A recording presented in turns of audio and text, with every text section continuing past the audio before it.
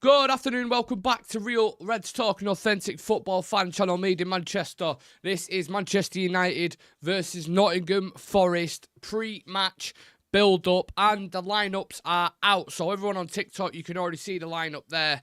But also, we're going to switch screens as well and dive into it. So, again, another chopped and changed team, which we kind of expected. But with the changes, it's still quite a nice team, I would say. Still quite a strong team that Ruben Amorim has gone with. So let's go through it together. We've got Andre Onana in net, who's probably been the only player who hasn't been rotated yet, I would go as far to say. Maybe De Ligt, actually. I'm not sure. Has De Ligt been rotated? I don't know. But we've got YORO making his first competitive start for Manchester United. Obviously, he got some minutes against Arsenal. A lot of people were happy with his cameo. But he's starting on the right side of the defence with Matthias de Ligt as the central centre-back. Lisandro Martinez returns, of course, because he couldn't play against Arsenal because he had a suspension. So that is your back three. Then we have Amad Diallo as the right wing-back. Kobbie Mainoo in the midfield alongside Manuel Ugarte. Diego Dalot as the left wing back, and then the front three is Bruno Fernandes, Rasmus Højlund, and Alejandro Garnacho. So Marcus Rashford on the bench again and does not start in this game. So get your thoughts and feelings in the comments. I'll read them out shortly, whether it's on TikTok or whether it's on YouTube. But this is a very important game for us today. I thought it might have been called off due to Storm Darrow, is it called? I don't know. I always think the Storms, why are always all the Storms, when they give them a name, why is it always a shit name?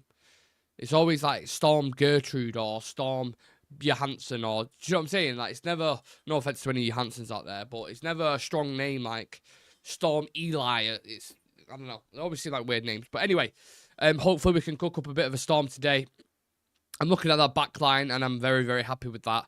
I think Majari needed a rest, although, you know, I know he's unbelievable and he could play anywhere, but the guy's played a lot of minutes. And given his injury record at Bayern Munich, I wouldn't push it with him because he's a very important player. So, happy YORO's come in. I'm very excited to see a full 90 minutes and how he can handle himself. I thought the cameo against Arsenal was decent, man. I was impressed with him. I thought someone named him as like the octopus when anyone got to the 18-yard box, and I think that's probably a fair way to assess it. He just didn't let anyone go past him. He's obviously extremely quick. He's tall. He's strong for his size. He's got those kind of long limbs that can make those tackles. So yeah, that's the most fascinating thing for me going into this game. I'm going to keep a close eye on Lenny YORO and see how he handles Premier League football. But given his talent and given how highly thought of he is, who's central centre-back? Sorry, my head's in the way, innit? De Ligt, Martinez, and YORO. That's the centre-back, and then Onana in net. I forgot my head's in the way of it. Apologies about that. De Ligt's another one who I think is a bit of an unsung hero at the moment. People aren't really speaking about his performances. I guarantee, had we beaten Arsenal, De Ligt would have been De Ligt and Ugarte in particular. I thought against Arsenal were really, really good. He's just getting about his work. And you know what? Just to throw it out there as well, whilst we're on the conversation of them, De Ligt and Majraoui were absolutely crucified by fans and by other people and by pundits, saying, they're just bringing in ex-Ajax players, and what are they really going to do? Majraoui, this isn't even a question at the moment, is definitely one of the signings of the season, first and foremost. Let's just chuck that out there. For £12 million, so you can't say shit about that. De Ligt has been absolutely solid in this. We started to get better and better under Ten Hag. Looked a little bit rusty at first, but I think in that central centre-back role now, he always wants to be that kind of pivotal figure in the back line and wants to be commanding. And I think De Ligt in the centre, it works a treat for him. And I was a little bit questioning a back five for Matthias de Ligt, but I like it. I'm a fan. Lisandro Martinez, you all know my concerns with that in the left-sided centre-half. I don't think he's quick enough or strong enough to really defend wide channels, but everything he brings on the ball, the leadership qualities, the spirit, I'm happy with him being in the back line. So that's a pretty solid. I'd say that's probably our strongest. What I would do now, if everyone was fit and available, I'd probably bring Majraoui where Dalot is, and then I think the front three could probably stay as it is: Garnacho, Højlund, and Bruno.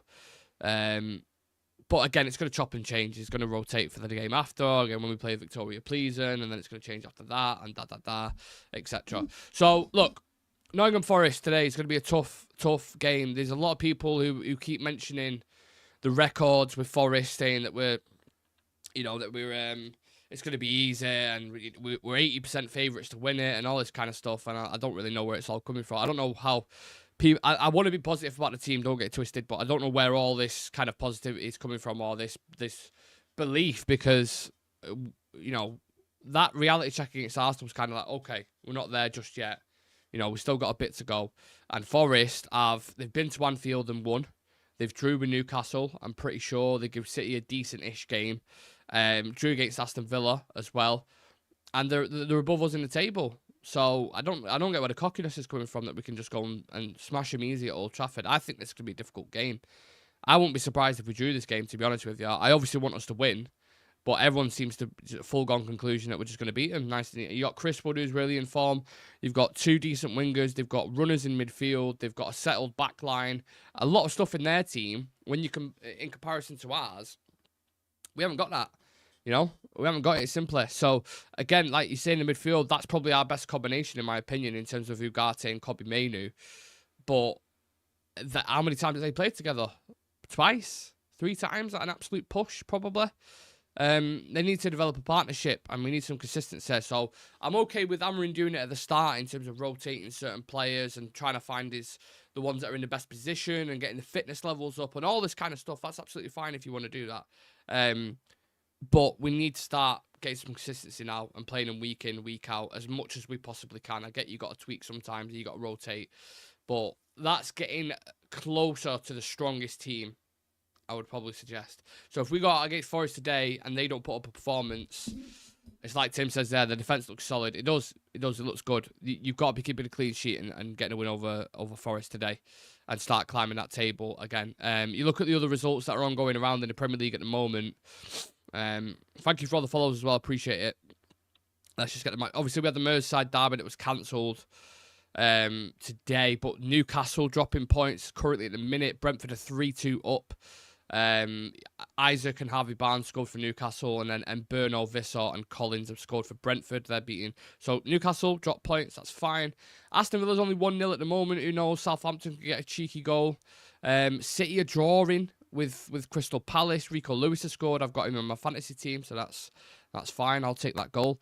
But yeah, like the Premier League, the way it's shaping up at the minute, it just feels like it's an absolute free-for-all, doesn't it? It feels utterly chaotic in that table. I mean, Villa now, they were 12th last week in the bottom half of the table. They now are a point behind Man City, and they'll be 2 points behind Man City, sorry, and now they're in 5th again. Newcastle dropped down to 12th. We're 13th. If we win and we beat Forest, we'll go above Forest in the table and we'll go 9th. That's what I'm saying, man. It's just changing, chopping and changing constantly. And then obviously we've still got all the other matches to play. Fulham, Arsenal. Can Leicester take points off Brighton? Can Tottenham and Chelsea? Someone's definitely going to drop points there. So do you know what I'm saying? I know every week's important, and I'm not kind of negating any other teams, but we need to get these points, man. We need to get these points. Connor Atkinson, happy with the team sheet. I'd agree with you that I prefer Mazraoui in for Dalot, but he deserves a rest. 100%. 100%. And Amorim knows that, and I'm sure, I don't know if there's any quotes coming out yet. But it does feel close to what Amorim would probably consider his best 11. So with that being said, I expect a top performance today, man. And no messing about, no kind of rustiness or cobwebs. We need to start fine-tuning this now. And going forward. So, I don't know. I really don't know what to expect for today. I think one thing I'll definitely say, the subs bench is interesting. We've got a pretty strong bench. We've got Rashford, Xerxes, Mount, Mazraoui and Casemiro all on the subs bench, which is nice to see. The full bench, Bayern, Maguire, Malacia, Mazraoui, Casemiro, Eriksen, Mount, Rashford, Xerxes. That is a lot of options. A lot of options off the bench, which I'm happy about. So, yeah. Here we go, man.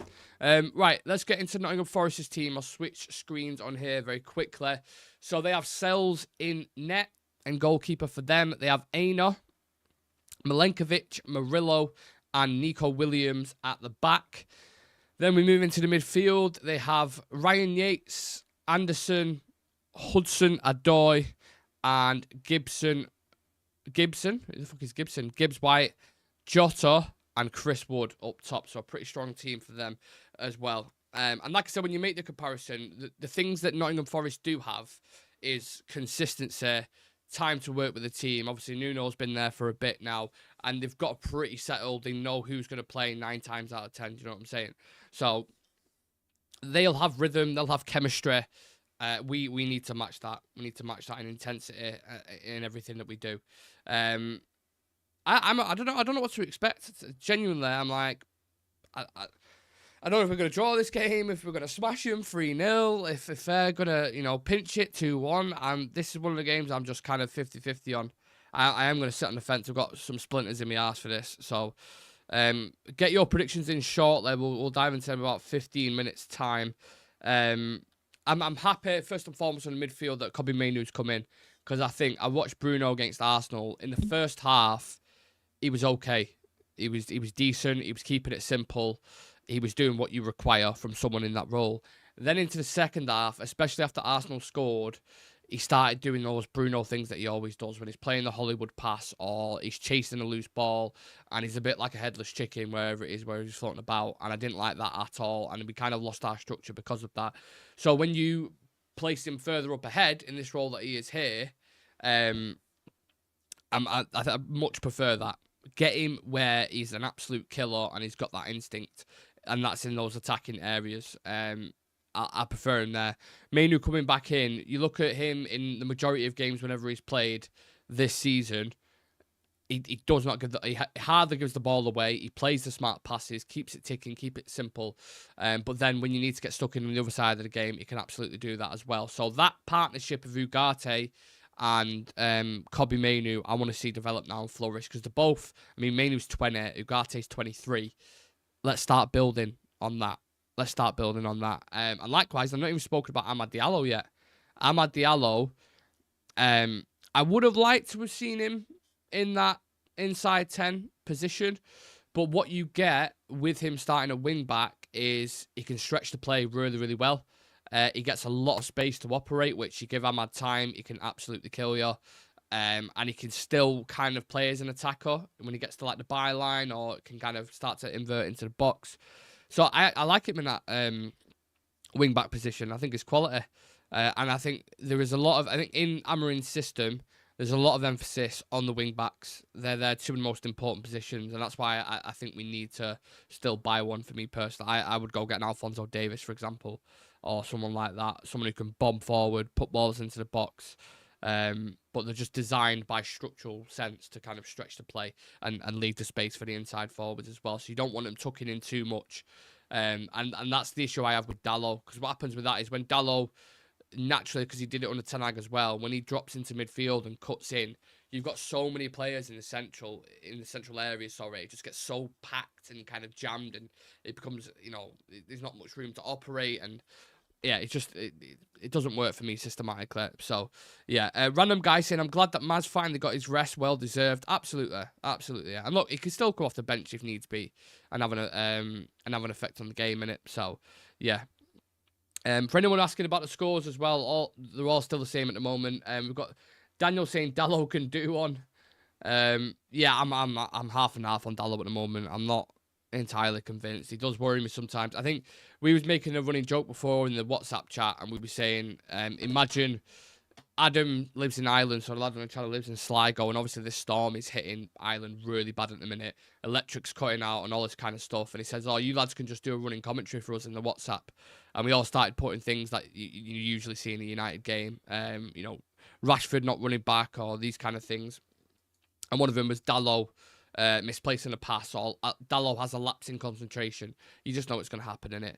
He's still got a lot of work to do, Diego Dalot, for me. But you're seeing all these links with like Real Madrid and Barcelona, and I'm scratching my head. I'm like, huh? What's going on?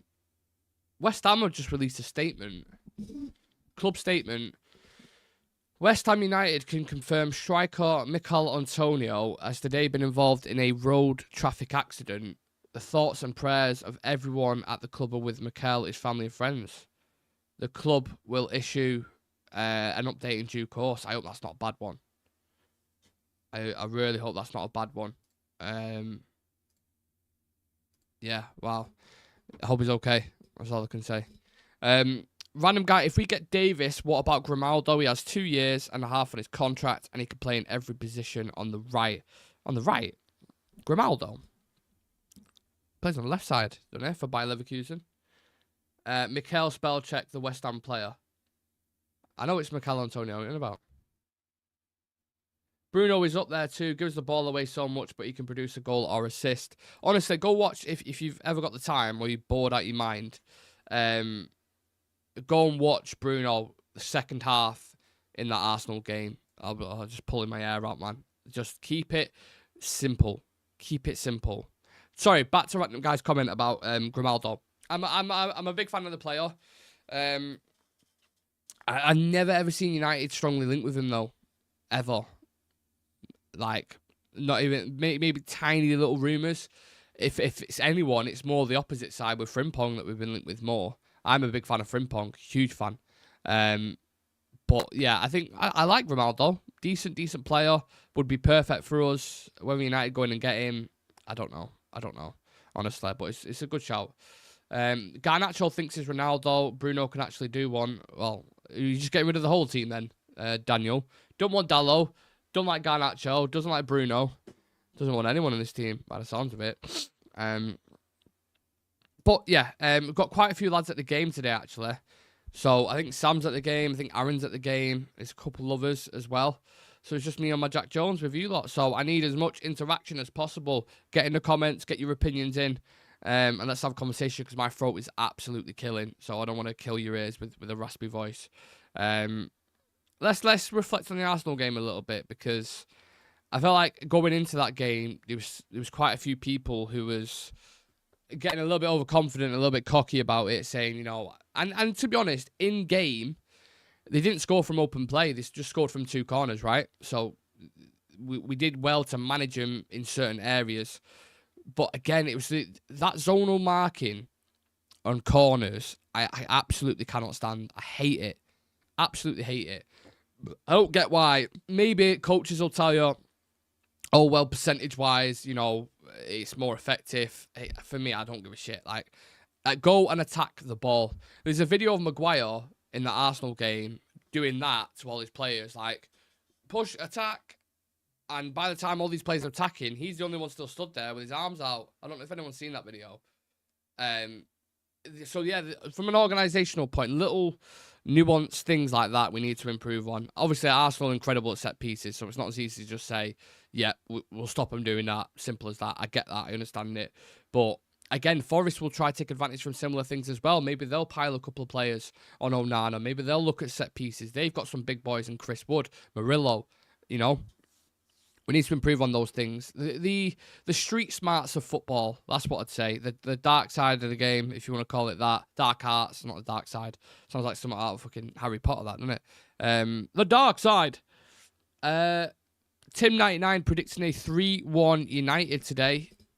I don't think I've seen any predictions that have been to Forest. Which is, yeah. I think it would be a closer game. I think we might draw. Or I agree with Random. A draw or a win with a single goal difference. I think it's going to be very close today, this, lads. Ladies and gentlemen, should I say. I really, really do. Let's have a look. I just want double-checking scores in the other games. Still 1-0 to Villa. 2-2 Palace and City, which is what on earth is going on at Man City, man. Absolutely crazy. And then Brentford are still beating Newcastle, so that's good for us. We'll leapfrog Newcastle again, for whatever that's worth. And yeah. This Premier League table, I know Premier League, just league in general, I know we keep saying it, but this has been the maddest league ever, hasn't it?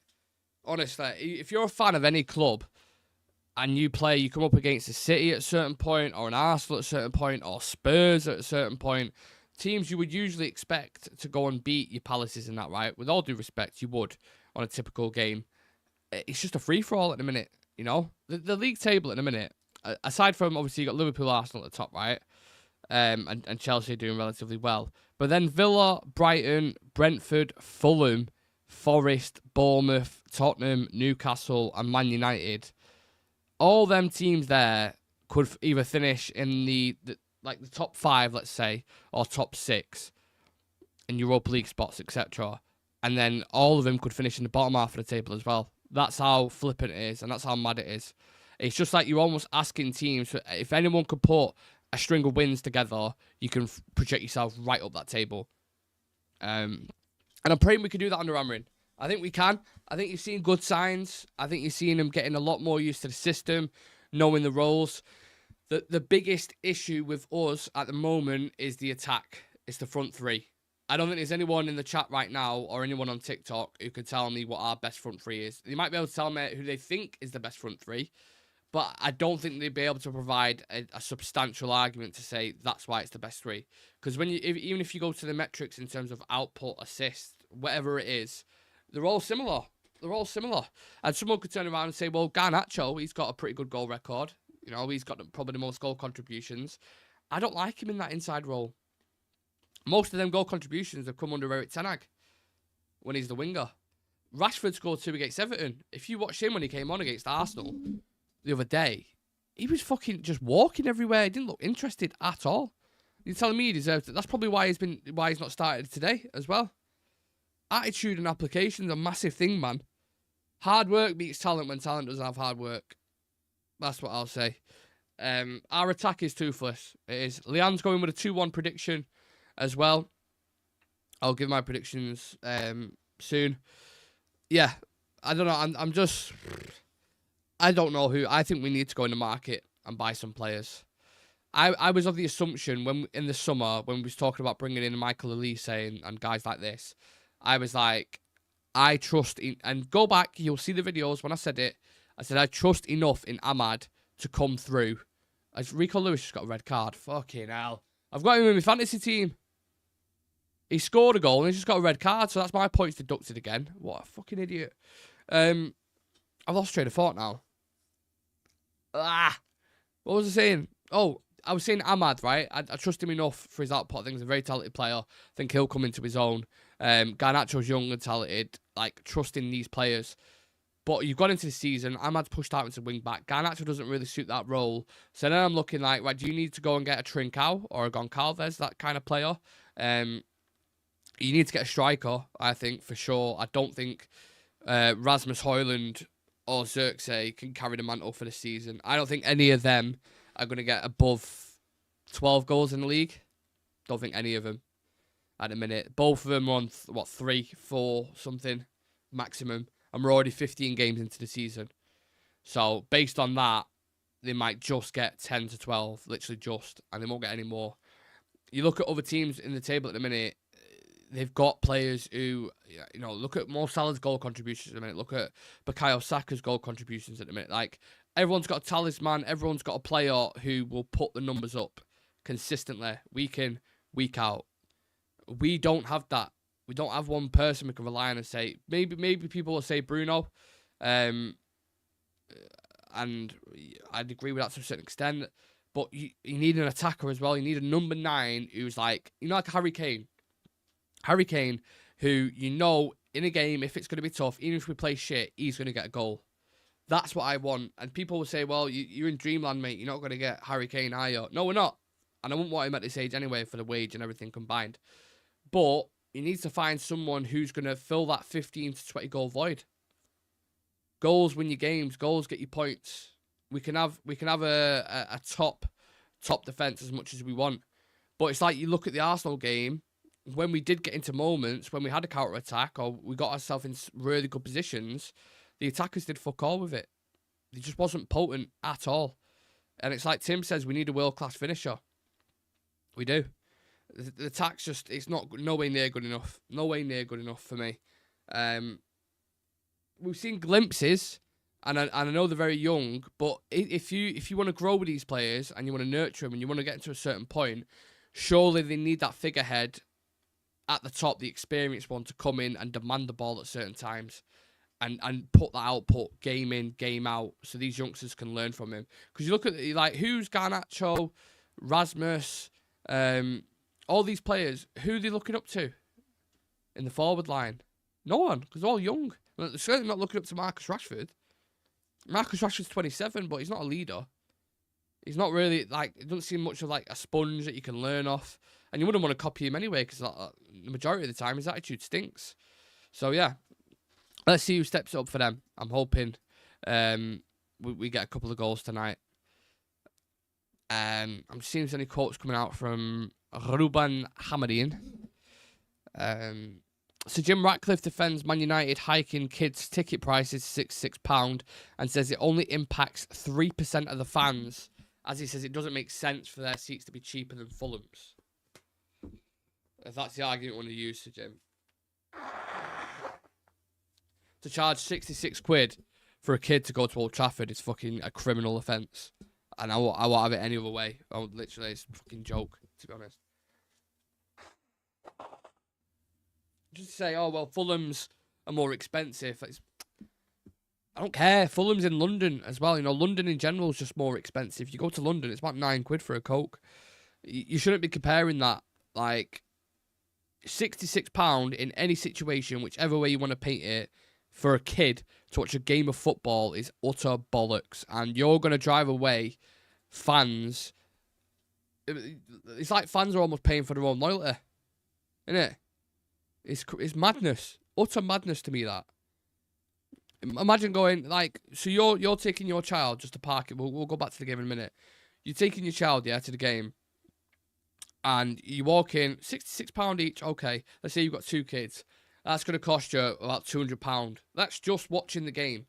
The kids are going to want something to eat. They're going to want some drinks and stuff whilst they're there. Creeping up to £250 for the prices that they charge in Old Trafford, right? Because you get a £12 deal for 3 items.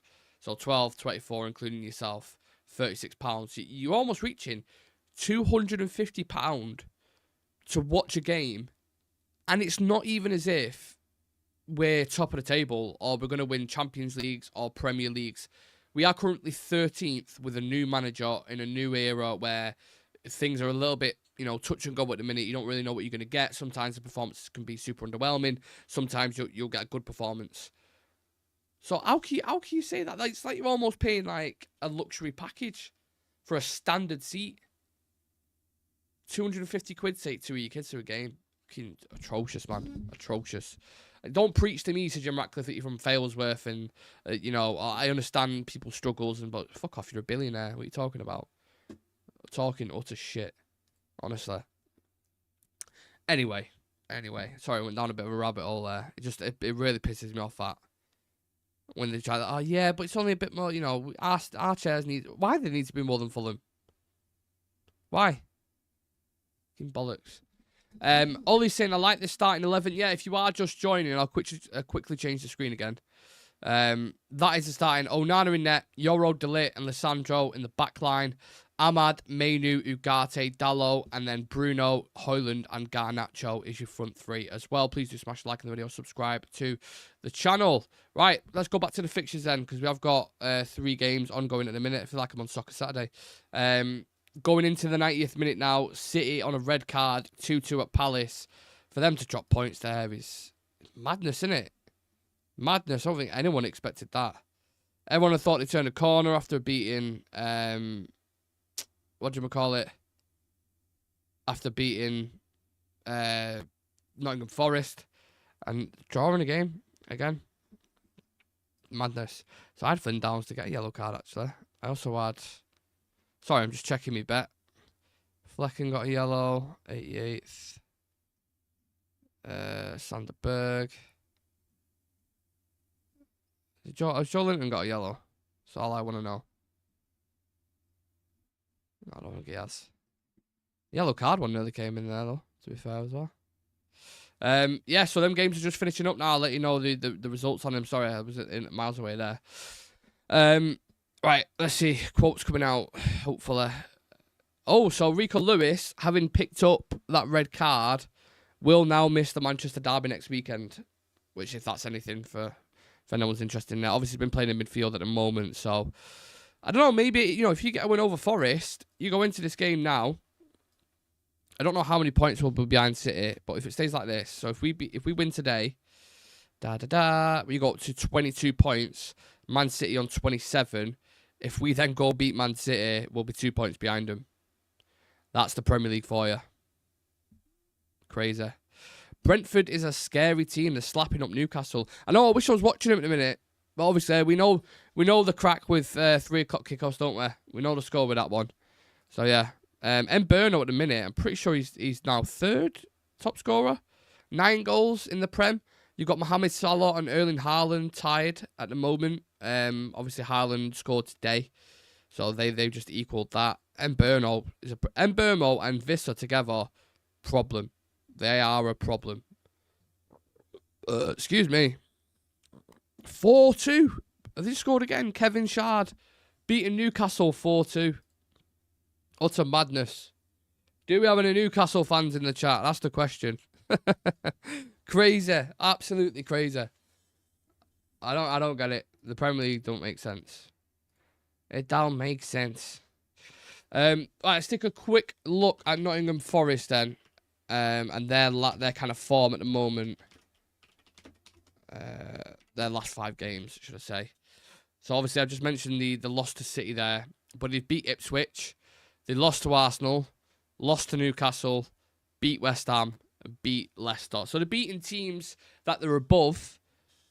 But they're not beating teams that are above them. Do we fall? We are obviously not above them at the minute. So will we fall into that category? I've had a red card in quite a few games as well. I'm just looking. They got a red card. There was a red card in the West Ham game, a red card in the Chelsea game, a red card in the Brighton game. Will there be a red card today? That's the question. Right, what I'm going to ask you to do is, for anyone who's watched this before, you would have seen this anyway, and same thing with people in TikTok. Give me your bet slip. What's going to happen today? So whether it's a yellow card, whether you think a player's going to score or assist, what the score line's going to be more importantly. Yeah, 3 or 4 things maximum on your betting slip that you think is going to happen in this game. And let's read it out. Because I can't do my bet at the moment because my phone's on TikTok. But I'm going to put mine on. And I think what I'm going to go with for today is, we've got someone with saying 4-1 United. I'd love that if it was. I'm going to go with, I think we'll just win it 2-1. I think it'll be very tough. You've got stormy conditions, very rainy. You know, the wind will be all over the place. There'll be scruffy moments. I think 2-1. I think because I think it is quite a strong lineup. I think Chris Wood will get a goal. I think it might be a penalty or something. But I think Bruno will have a say in this game, so we'll get a score or assist. I think for sure Ryan Yates will get a yellow card for Forest. And I think there might be a bit of a unusual scorer in a Casemiro or a Delete or someone like that, like a defender, let's say, from a corner. That's what I'll go with. But the main important thing is I don't care how we win. Obviously, I want to see a good performance, but I want the 3 points, especially with teams dropping points today. That they're the ones that you can make up. So go and do it, please, for the love of God. Go and do it. What we saying, chat? Speak to me. Connor's saying I predict a 2-0 win for United today. A clean sheet as well. Tim's already got his in there with a 3-1 prediction as well. 21 goals conceded, 7 defeats, 1 draw and 1 win in the last 9 games for City. Mad. Random saying Mainoo and Leacher to get a yellow card. Leacher I can definitely see. Depending, I don't know who's on that right-hand side for Forest. Is it Hudson-Odoi? Or is it... who's the other one? You got Yates, Anderson, Hudson-Odoi, Gibbs-White. If Gibbs-White or Hudson-Odoi, whoever's on that side, I could definitely see Lisandro getting a yellow. I think that's a great shout. Ugarte to score. I was going to say Ugarte, I was going to say Ugarte to score as well. Not going to lie, I can see YORO scoring or an assist. Yeah, that's what I mean. There's going to be an unusual scorer today. I promise you. An unusual scorer today. Oh, just whilst I remember as well, usually we go live straight after the game. We've got, I think Sam's at the game. So what we're going to do is we're going to wait until later on. We're going to do it around 8 o'clock, 9 o'clock to do the review of it. So hopefully you guys can still come and join us then. But it won't be directly after it. So I'm just letting you know now. Before you're there at like 7 o'clock or something like, where the fuck are they? So, yeah. Bruno Pen. Interesting. Right, should we leave it at that, guys? I'm going to let you all enjoy the game. Obviously, kick off in half an hour. Went live a little bit earlier. I went live at 1:15, just to get it in there. I am heading off to the pub, so I'm going to be completely transparent with you. I'm going to go watch it with the old boys. And yeah, hopefully I don't know where you guys are watching it, but whether it's at a pub, whether it's with your family or friends, hopefully you enjoy it. Hopefully we get the dub. Obviously we'll review it later with you lot as well. So appreciate